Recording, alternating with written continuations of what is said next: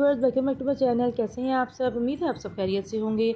मैं हूं नीलम हसन और आज मैं आपसे शेयर करने जा रही हूं बहुत ही ख़ास किस्म के केक की रेसिपी, जो कि हमें बचपन की याद दिला देगा। कि आज मैं बनाने जा रही हूं नारियल वाला केक, जो कि अक्सर स्कूलों के बाहर छापड़ी पे बिकता था और हम बड़े शौक से लेके खाया करते थे। उसी केक को आज हम घर पर बनाकर तैयार करेंगे। जिसको केक जो है वो कैसे बनता है, किस तरह से इसे सॉफ्ट किया जाता है, केक बनाते हुए किन बातों का ख्याल रखना चाहिए, सारी बातें मैं आपसे शेयर करूँगी। इसलिए वीडियो को अंत तक ज़रूर फॉलो कीजिएगा। आइए इस मज़ेदार सी रेसिपी को बनाना स्टार्ट करते हैं।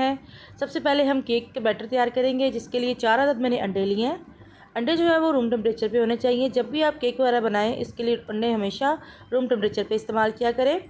आधा कप पिसी हुई चीनी जो है इसके अंदर ऐड करेंगे और उसको मैं इलेक्ट्रिक बीटर के साथ बीट कर रही हूँ। अगर आप चाहें तो आप हैंड विस्क के साथ कर सकते हैं, लेकिन इलेक्ट्रिक बीटर के साथ काम जल्दी भी हो जाता है और जो कंडीशन हमें केक की चाहिए वो इसके साथ बिल्कुल परफेक्ट आती है। हैंड विस्क के साथ बहुत ज़्यादा टाइम लग जाता है इसको करने में, लेकिन जिन घरों में बीटर ना हो वो हैंड विस्क के ज़रिए भी इसको कर सकते हैं। हम इसको इतना बीट करेंगे जितना कि इसका कलर जो है वो चेंज ना हो जाए और फोमी से इसका टेक्स्चर ना आ जाए। तकरीबन 5 से 7 मिनट मुझे लगे थे इस कंडीशन में इसको लाने के लिए। इस तरह की कंडीशन होगी तो हमारा केक जो है वो जालीदार और मज़ेदार बनकर तैयार होगा और बहुत ही सॉफ्ट केक जो है हमारा बनकर तैयार होता है। देखिए अब जिस तरह से बीट हो रहा है उस तरह से कलर जो है मुसलसल चेंज होता जा रहा है और जब एक एग्जैक्ट पॉइंट आ जाएगा तो मैं आपको दिखाऊंगी कि हमारे मिक्सचर जो है वो कैसा होना चाहिए। इसी तरह से मैं इसको बीट करती रहूँगी जब तक कि हमें इसकी कंडीशन, ये देखें इस तरह की जब कंडीशन आ जाएगी, फोमी से ये हो चुका है और इसका कलर बिल्कुल टोटली चेंज हो चुका है, येलो से ये वाइट हो चुका है। इस टाइम पे हम इसमें ऐड करेंगे आधा कप ऑयल। कोई भी वेजिटेबल ऑयल का ले लें जिसकी कोई मखसूस सी स्मेल ना हो। और 1 चाय की चम्मच इसमें हम ऐड करेंगे वनीला एसेंस, ये अंडों की स्मेल ख़त्म करने के लिए। वरना जिस चीज़ में नारियल का इस्तेमाल किया जाता है उसमें किसी किस्म की एसेंस जो है वो इस्तेमाल नहीं की जाती, क्योंकि नारियल की अपनी ही इतनी अच्छी एसेंस होती है कि किसी और एसेंस का तो सवाल ही पैदा नहीं होता। लेकिन हम केक के अंदर वनीला एसेंस इसलिए यूज़ करते हैं कि अंडों की स्मेल जो है वो ख़त्म हो जाती है। इसको बीट कर लेंगे और बीटर को हटा देंगे। अब इसमें हम ऐड करेंगे नारियल का बुरादा, डेसिकेटेड कोकोनट जिसे कहते हैं, 1/3 कप। 1 कप इसमें हम ऐड करेंगे मैदा। 1 चाय का चम्मच इसमें हम ऐड करेंगे बेकिंग पाउडर। जो 1 चाय का चम्मच बेकिंग पाउडर है वो मैंने हीप जो है, मतलब भरी हुई टॉप फुल जो है मैंने वो ऐड किया है। इससे हमारा केक जो है बहुत ज़बरदस्त बनकर तैयार होगा। केक का फूलना जो है वो इतना बेकिंग पाउडर पे डिपेंड नहीं होता जितना उसका फूलना जो है उसकी, जो हम जितनी देर में से बीट करते हैं अंडों को, उस पर डिपेंड होता है। इसलिए हम जितनी देर उसको बीट करेंगे हमारा केक उतना ही जालीदार और सॉफ्ट बनकर तैयार होगा। अब मिक्सचर को अच्छे से हमने मिक्स कर लिया। एक पैन को मैंने पहले से ग्रीस करके रखा हुआ था और बटर पेपर जो है इसके अंदर लाइन अप कर लिया था। मैं इसको स्क्वायर शेप के पैन में बना रही हूँ। अगर आप चाहें तो आप रेक्टेंगल में, गोल में, जिस मर्ज़ी शेप में इसको बना सकते हैं, या लोफ पैन में ज़्यादा बेस्ट है, उसमें भी बना सकते हैं आप। इसको सारा मिक्सचर को इसमें डाल देंगे और इसको टैप कर लेंगे। मैं इसको कढ़ाई में बना रही हूँ।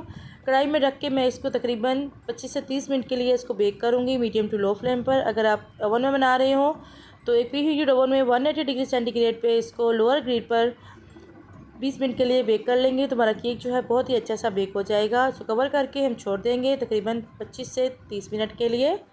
बीच में हम चेक करते रहेंगे। जी 25 मिनट हो चुके हैं और मैं केक जो है मेरा बहुत अच्छे से बेक हो चुका है। मेरा केक 25 मिनट में बिल्कुल तैयार हो गया था और मैं आपको उसको दिखाती हूँ। इसकी साइडें भी आपको नज़र आ रही होंगी कि गोल्डन हो चुकी हैं। ये देखिए टूथपिक क्लियर आई है, इसका मतलब है कि हमारा केक बिल्कुल परफेक्टली बेक है। और जब भी हम कढ़ाई में या देचके में बनाते हैं केक तो उसका कलर जो है ऊपर से लाइट ही आता है, इसलिए इसका कलर भी लाइट है। इसको ठंडा होने देंगे। अब तैयार करते हैं इसको सॉफ्ट करने के लिए एक मज़ेदार सा मिल्क। बेसिकली इसमें कोकोनट मिल्क यूज़ होता है, लेकिन मेरे पास दूसरा मिल्क नहीं था। लेकिन ये साशे इस तरह का जो कोकोनट पाउडर मिल्क जो होता है मिलता है बाज़ार से, हम वो ले लेंगे। 1 कप दूध में इसको पूरा साशे जो है ये इसमें ऐड कर देंगे। 50 ग्राम का ये साशे होता है और कोकोनट मिल्क जो है हमारा रेडी हो चुका है।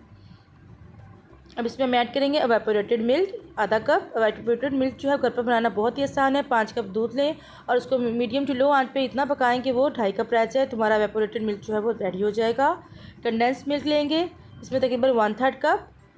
इसको भी घर पर बनाना बेहद ही आसान है। इसकी रेसिपी मेरे चैनल में पहले से अपलोडेड है। अगर आप चाहें तो आप घर पर ही कंडेंस मिल्क इजीली बनाकर तैयार कर सकते हैं। हमारे 3 मिल्क्स जो है बिल्कुल रेडी हो चुके हैं। इनको एक साइड पे रखेंगे। इधर केक जो है हमारा बिल्कुल ठंडा हो चुका है।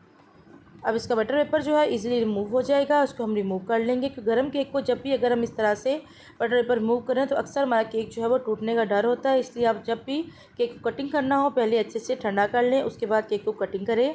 मैं इसके बड़े स्लाइसेस कटिंग कर रही हूँ। अगर आप चाहें तो आप इसके छोटे स्लाइसेस भी कटिंग कर सकते हैं, लेकिन बाज़ार से जो केक मिलता है वो इसी शेप में मिलता है, इसलिए मैं उसी शेप में इसको कटिंग कर रही हूँ। अगर आप लो पैन में बनाएंगे तो उस तरह से इजीली आपको इसी तरह के स्लाइसेस जो है वो मिल जाएंगे।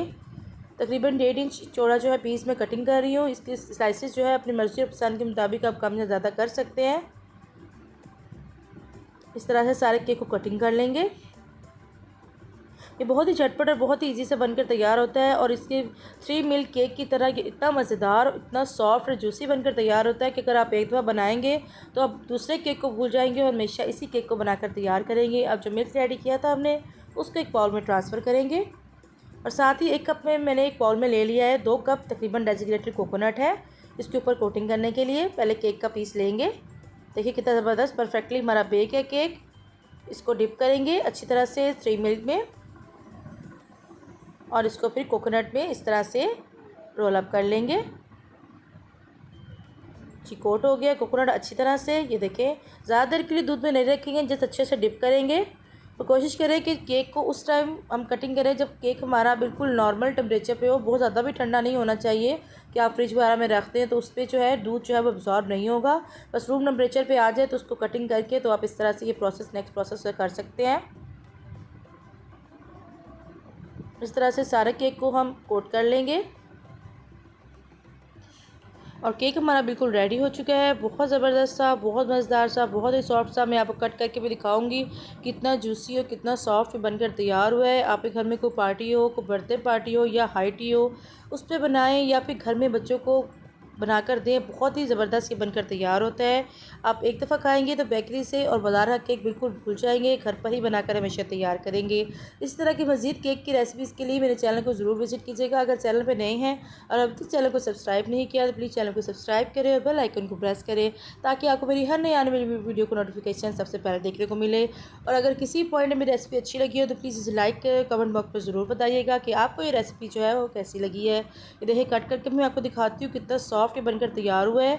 बहुत ही जूसी था, बहुत ही मॉइस्ट, बिल्कुल 3 मिल्क केक की तरह ही मिलकर तैयार हुआ था। इसको ज़रूर ट्राई कीजिएगा और अपना फीडबैक दीजिएगा। फिर मिलते हैं किसी नई डिफरेंट और यूनिक सी रेसिपी के साथ। अपना बहुत सारा ख्याल रखिएगा, दुआ में याद रखिएगा। Thank you for watching. अल्लाह हाफिज़।